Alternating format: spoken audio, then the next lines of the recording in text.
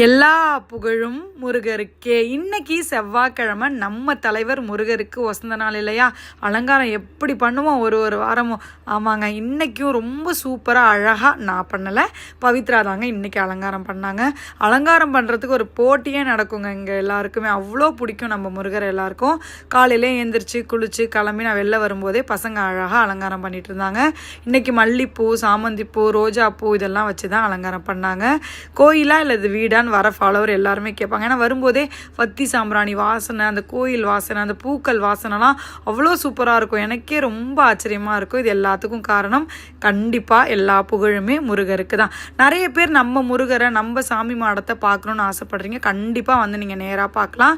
சிதம்பரம் உசுப்பூர் சிவன் கோயில் தெரு ஃபஸ்ட்டு வீடு. யாரையுமே கால் பண்ணி கேட்க வேணாம், ஃபோன் பண்ண வேணாம், நேராக வந்து நீங்கள் செக் பண்ண வேணாம்.